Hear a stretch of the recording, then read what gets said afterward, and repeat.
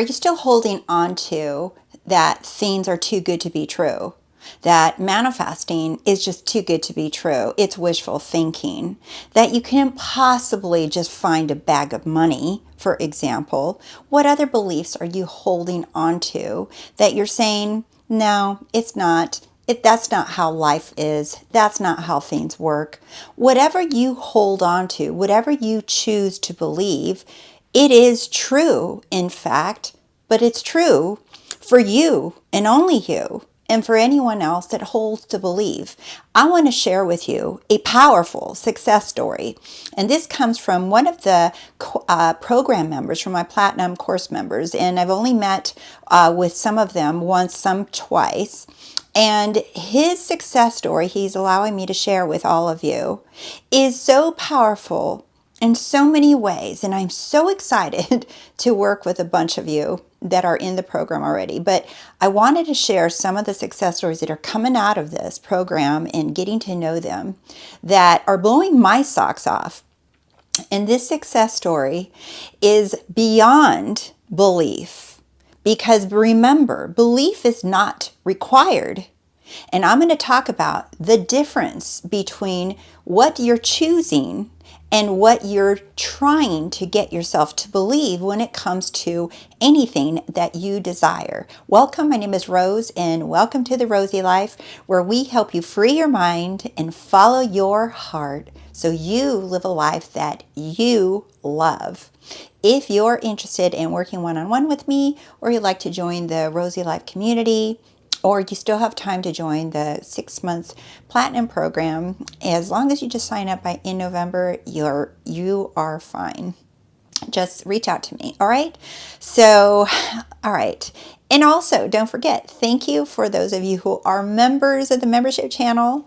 And I'm so glad that you guys are enjoying my different format of creating videos over there, because it's just a little bit more, I don't know, just different, just being more playful over there. And if you're interested, you can join. If not, it's okay. I'll still make videos. So, how many times have you guys heard, like, your parents or people talk about things that are not possible? Like if you're shopping and you ask for something, if you're little and you ask your parents for something, and you're like, what do you think I am? A bank? What do you think? Money grows on trees? What do you think? Money falls from the sky? What do you think this is? Right? Or like, that's not possible. You can't have that body. You can't look like that without putting all that work in it. Think about all the beliefs that are swarming Instagram, social media, YouTube, TikTok, things that you've heard, things that you've learned from church, from your family, from your culture, from where you grew up, because of the weather, because of how cold it is or how hot it is, because of this, because of that. We are inundated and surrounded by beliefs. But here is the good news, is that we don't have to change people's beliefs. We don't have to see the evidence of other people agreeing with us or agreeing with you in order for you to choose what you want to believe in. You don't need anyone to give you evidence and to support it. Because the more that you look for evidence to support what you believe or what you choose, you will actually find the opposite, because you're the evidence.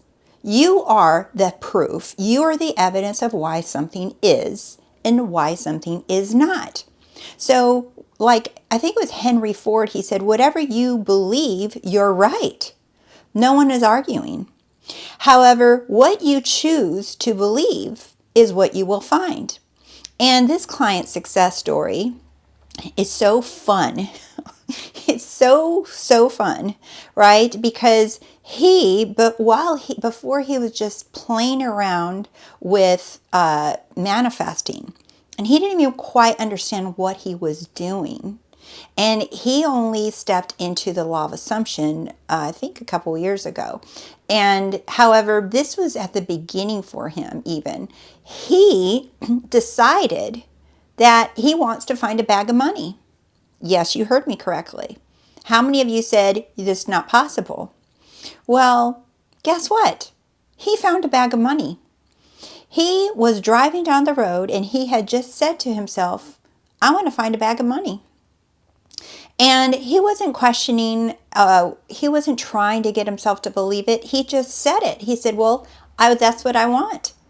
And he was driving down the road and he saw a bag and it looked strange. And he drove past it. But he said something within him pulled him to go back and investigate what that bag was, because it looked out of place. It didn't look like it fit there where he was. So he drove back and pulled over, investigated what the bag was, and there was $400 inside the bag. Now, this isn't about how many hundreds of dollars are in the bag. This is about what he decided that he would find. He didn't know how. And in fact, he didn't even know if it was really possible. He just assumed it anyway. So it's not have to believe, because a lot of questions come up like, I can't believe, I'm trying to believe, how do you believe, I want to believe, how do you believe, and you have to believe. It's not I have to believe in something or not, right? It's you can choose to believe. It's a choice. Belief is actually not even required. You make yourself you're requiring yourself to believe it. And belief is really something that we're used to using as evidence if something is truth or not. Because if you feel like you believe it, then you feel like it's true. And it's really feeling based, you see? So belief is a choice. I choose it. I don't have to feel a belief. I don't have to have evidence of something. I choose it. It's a choice. So have to, right? If you feel like you have to believe something, if you're trying to make yourself believe something, have to, that energy of have to feels like it's required. Have to believe, you're requiring yourself. It feels forced and it's conditional. Right? It's saying you have to believe this. You have to. Otherwise, you don't get what you want. It can't happen. And then you're just wishful thinking. Do you see? Have to is that required, forced, and conditional. Choice, you choose to believe, that's practicing free will. I choose it. And choosing isn't a feeling, it's a preference. So even when someone says, I've been choosing and I'm feeling like I chose it, it's not a feeling. Choosing is not a feeling. It's just a choice. I choose this over that. I choose that over that. It's a choice. I choose. That's it. It's a choice. You don't have to figure out how to choose. How do you know you're choosing? What does it feel like to choose? Can you give me some practical examples of what it feels like when you do choose? Do you see? It's like you're trying to complicate a choice. A choice is just, I choose it. So what this client with the bag of money said, he said to himself, I'll find a bag of money. Just like that. That's all he did. I said, I'll find a bag of money. And he didn't know how or if or when. He chose. He chose it. Do you see? He chose it. He chose the experience and he found the bag of money. He chose it. And with him, right, he wasn't picking at it, trying to figure out if he did it right, said it right, imagine it right. How many times did he do it a day? Did he do it in the morning or at night? Did he do it with his pants on or off? Did he do it with a hat to the side or to the left? He wasn't caught up in that. He was playing and just deciding that why not? Why not? Why can't I find a bag of money? Why not? Everything's possible. Why not? So when you have, and this is a Neville GTR quote that I want to get into to back up all of this, okay? When you have found the phenomena of your life, what is the phenomena of your life? That you are the cause of it all. That what you are deciding, what you are declaring, you are doing that from that knowingness of that I am. And I'm going to get further into this, so stick with me because I really want to get get in there with this, okay? When you understand the phenomena of life, that you are the one and only cause, that everything comes from you, through you, right? Let every other belief go. But don't let him go. I love that part. He says, but don't let him go. Let all the other beliefs go. Well, what are the other beliefs, right? Oh, good luck. What do you think, you're going to find a bag of money? Actually, yes. What do you think, that money can fall from the sky? Why not? He found a bag of money. Why not? I can create anything. In fact, I don't even need the evidence that someone else did it, which is what a lot of you do. You're looking for the evidence that I did it, someone else did it. You're looking for a success story to prove, to give you validation that it is possible. And you don't need any validation. Don't seek for proof, because you're still in disbelief. You're still trying to make yourself, requiring yourself, forcing yourself to believe so that you can then have and choose what you want with belief. But that belief will never come, because you are the evidence and you are the proof of why you can have anything, of why everything is possible. It's you. You are that possible. So when Neville Goddard is talking about, once you know the phenomena of life, that I am the one and only cause, you can let all other beliefs go. He goes on in this lecture, in the Pruning Shears of Revision, he goes on in this lecture talking about that don't be tempted with astrology and numerology. Don't be tempted by believing that there's another source, another cause. Don't be tempted, right? In other words, don't be tempted by those egoic thoughts, that ego. And I love that in this same lecture, he's talking about Judas. And many of you know that the story of Judas in the Bible is the betrayer of Jesus. He's one of the disciples, but he betrays him, right? Well, metaphysically, Judas symbolizes the ego. And so the ego, with all his little thoughts and all his little thought feelings, and it's all his doubts and questionings, and it's like, no, that's not possible. Good luck. You can't. That's the betrayal. Do you see? That's the ego, is the betrayer of who you really are.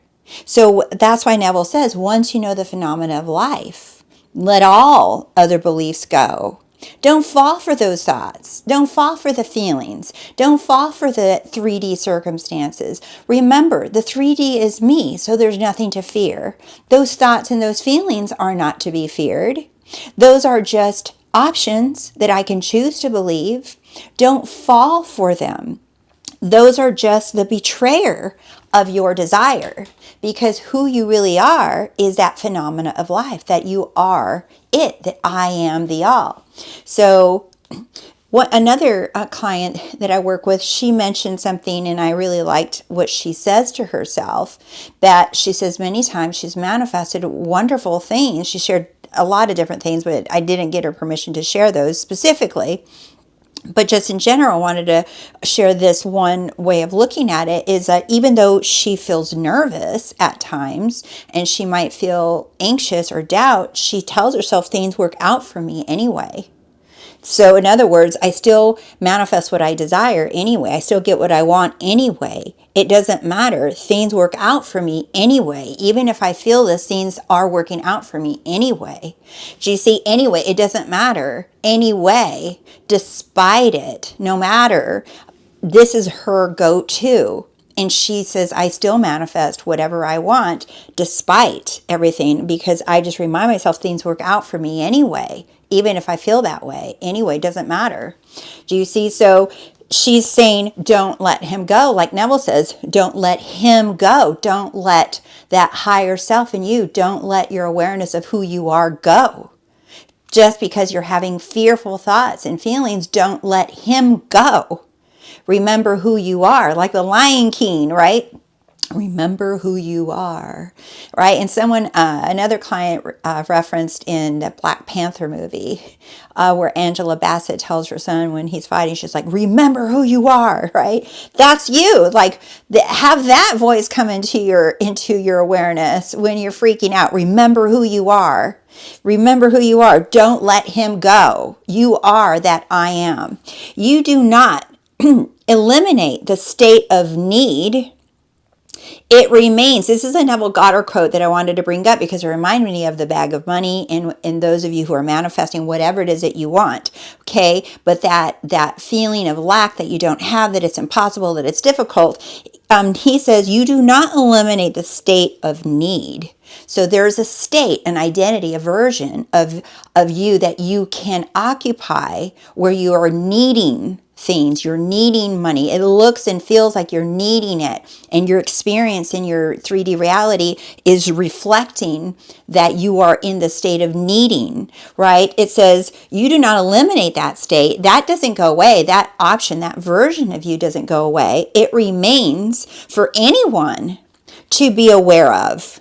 So remember the power of your awareness. You can be aware of a state. You can put yourself into the state of needing, lack that you don't have, struggling, fighting. It's hard. It's not easy. Everything's going on. Do you see? You can be aware of that state and it doesn't go anywhere. Anyone can occupy it, he says. Do you see? But you, having lifted yourself out of the state, see it no more.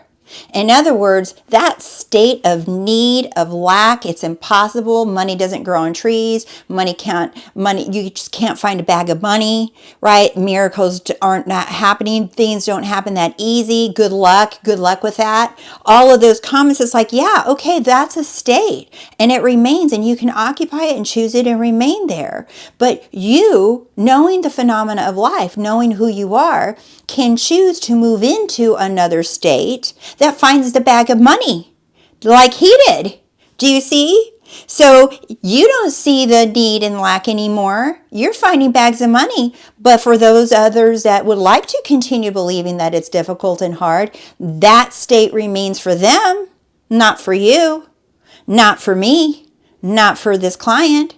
Do you see? For those of you who choose it, it's not forced upon you. That's free will. That's freedom of choice. You're free to choose what you believe is true or what is not true. That it's just that simple.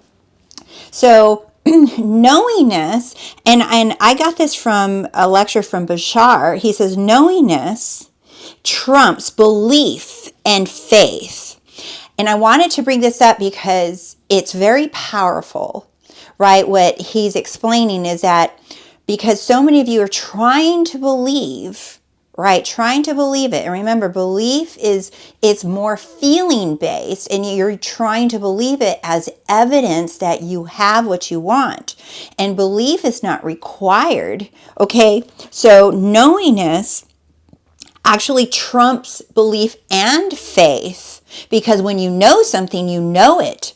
Once you know a language, you know it. You can't just unlearn a language. Once you know your name, or once you know someone's name, like you might temporarily forget it, but you know their name, you know that person. Once you met that person, you know them. You might get to know different versions of them. You can revise different versions of them. But once you know something, you know it. Once you know what pizza tastes like, you know it. Hopefully you have good pizza, because Chicago pizza is the best. That's in my opinion. But once you know something, you know it. Once you know what a good croissant tastes like, you can't unknow that. Now you're going to taste like these weird, cheap grocery store croissants. You're just like, no, I know what a good croissant tastes like. So once you know something, you know it. So Bashar's saying knowingness trumps belief. It trumps faith. When you know you exist, okay, he says, I exist is I am equals all. So once the knowingness that know I exist, so you can say I exist, you can say that, and you can say that right now to yourself, I exist. I exist. That existence is that power, I am. That's the same, I am. That existence is I am. That's the all. And anything you add onto it, thoughts, feelings, beliefs, whatever, those are all options. But the fact that you exist, that I am everything, that remains. That's knowingness. I know I exist. I know who I am. I know I am. That I exist in all now. That is who you are. I exist in all now, because you can't just exist in some things and not others. You know, existence or life itself is not just happening in some things or in some parts of the world and not in others. Existence is existence. It's life. Life isn't happening to you. Life, or 3D, existence isn't happening to you. It's not coming at you for you to fight and try to deal with and cope. Life is happening through you, as you, for you. You are life. You are looking out at your life that you are manifesting through your assumptions, through your chosen beliefs, through your chosen identities. You are looking out as it. It's not coming at you. It's not life's not handing it over to you, making things hard and making you struggle, right? Nothing's coming at you. And that's what sometimes you can have the experience of feeling that life could feel hard and difficult and it's happening to you. But that's just that right there is because you are identifying that life is outside of you and that it's not you, that you're not one with it, that you are not it. Do you see? That goes back to that knowingness. Who are you? Ask yourself the question whenever you get lost. Remember, the truth is simple. Remember that. Remind yourself of that. The truth is not confusing. If you're feeling confused, if you're feeling overwhelmed, if you're feeling like it's not working, if you feel the tick-tock of a clock or a calendar, remember, the truth is simple. It's not all of this thoughts and fear that's going on right now. It's not none of that. The truth is simple. I am. I exist. I am in all things. That's the truth. I am the cause. You can let all those beliefs go. You can let all other secondary causes and forces and powers go, but don't let go of Him. All right, my loves, thank you again for liking the video. Thank you for subscribing to The Rosey Life, and thank you for being here. I love you guys so, so much, and I will see you really soon. All right, because you're all so freaking amazing, and I told you so, and I'll keep telling you. All right, bye.